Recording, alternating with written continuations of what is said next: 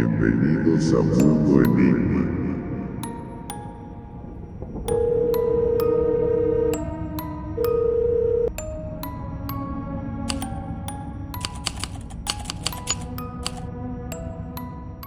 En 1980, un hombre sentado en una celda de la penitenciaría García Moreno en Quito, empezó a reírse mientras dibujaba un mapa en el suelo de tierra.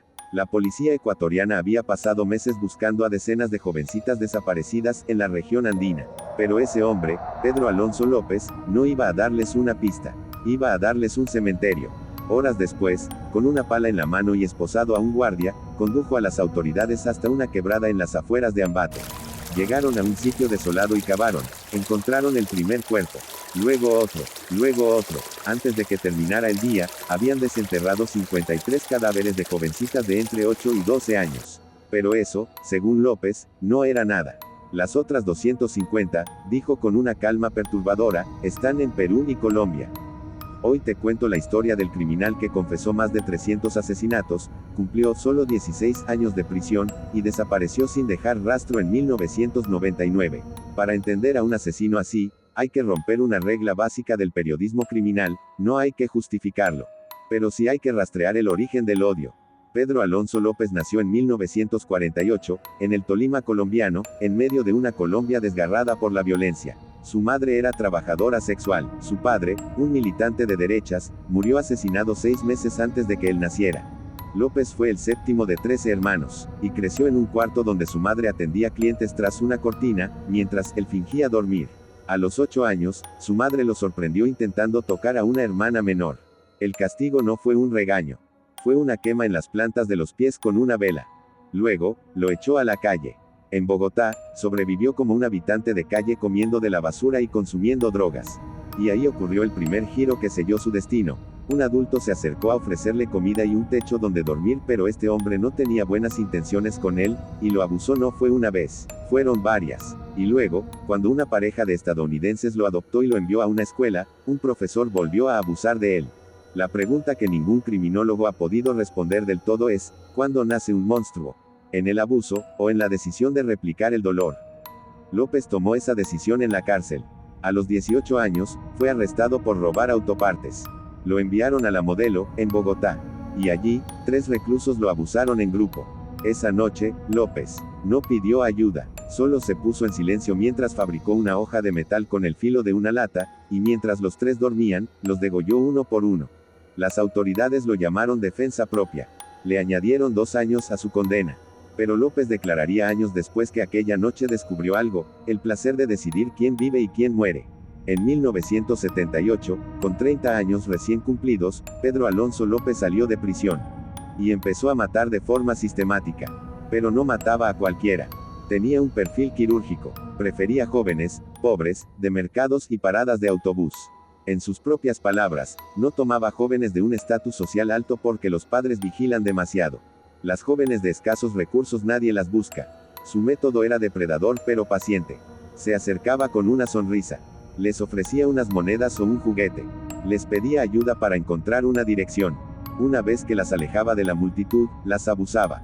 Y aquí viene la firma que los forenses jamás olvidan: López esperaba al amanecer.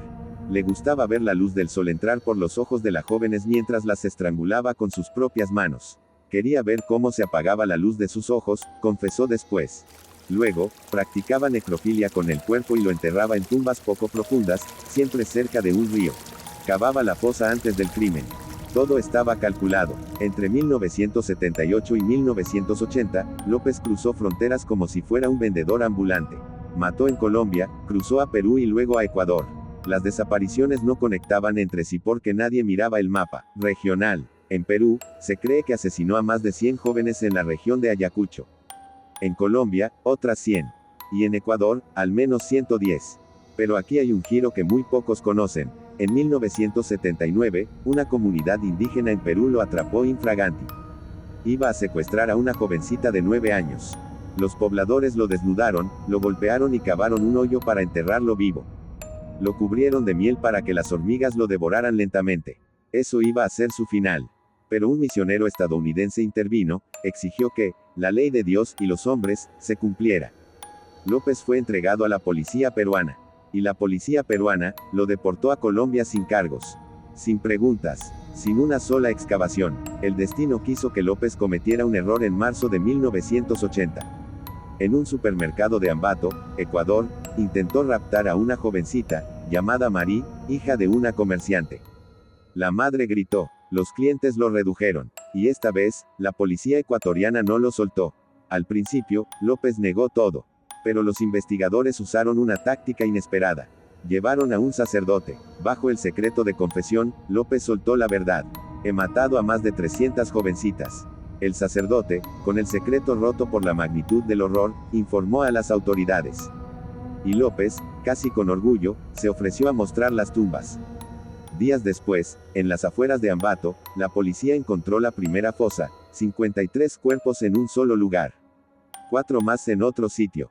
Fue la mayor fosa común encontrada en la historia moderna de Sudamérica. Y López caminaba esposado, señalando con la barbilla. Ahí hay otra, ahí. El juicio fue breve, no había duda. Pero aquí viene el dato que hará que cualquier oyente quiera arrancar el volante. Ecuador, en esa época, tenía una pena máxima de 16 años por homicidio múltiple. 16 años. Por 110 asesinatos confirmados. López fue sentenciado a 16 años. Ni cadena perpetua, ni extradición a Perú donde lo esperaban 100 familias. Nada. En prisión, se portó bien. Aprendió a leer la Biblia. Asistió a misa, y en 1994, 2 años antes de lo previsto, fue liberado por buena conducta. Inmediatamente deportado a Colombia. ¿Y qué pasó en Colombia? Fue arrestado de nuevo por otro asesinato. Un tribunal forense lo declaró mentalmente insano. Lo internaron en un psiquiátrico de máxima seguridad. Y en 1998, otro dictamen psiquiátrico lo declaró sano. Cuerpo sano, mente racional, libre. En 1999, Pedro Alonso López visitó a su madre en el Tolima. Le pidió dinero y le dijo que se iba a morir tranquilo. Nunca más se supo de él. Interpol tiene su ficha activa. Pero no hay una sola pista fiable en más de 2 décadas. Hay 2 teorías, y ninguna trae paz. Primera hipótesis, López está vivo. Sigue matando. Es un depredador itinerante que no usa documentación, vive en la clandestinidad de las fronteras andinas y conoce mejor que nadie las zonas muertas del estado. Si eso es cierto, hay jovencitas muertas, que nunca han sido encontradas porque nadie ha vuelto a mirar los patrones de desaparición en la triple frontera entre Colombia, Ecuador y Perú. Segunda hipótesis, la justicia extralegal lo alcanzó. Durante su juicio en Ecuador, grupos de padres de las víctimas se organizaron. Juraron que si López salía libre, él no llegaría vivo a ningún lado. Hay testimonios no confirmados de que en 1999, en una carretera de Colombia, un camionero recogió a un hombre que coincidía con su descripción. Y que horas después, ese hombre fue sacado del vehículo por un grupo de encapuchados y ejecutado. Nunca apareció el cuerpo, nunca se abrió una investigación. Lo que sí es un hecho documentado, no una teoría, es que las autoridades ecuatorianas y peruanas jamás hicieron un esfuerzo coordinado para buscar el resto de los cuerpos. López ofreció llevar a la policía a las otras fosas en Perú. Dijo, las recuerdo por los árboles y las piedras junto al río. Nadie lo tomó en serio. Hoy, Pedro Alonso López sería un anciano de 78 años. Quizá está muerto. Quizá está en un pueblo sin electricidad, con otro nombre, mirando a las jovencitas jugar en la plaza. O quizá ya no existe porque alguien más aplicó la misma regla que él usó, decidir quién merece seguir respirando. Pero aquí hay algo que duele más que las 300 víctimas.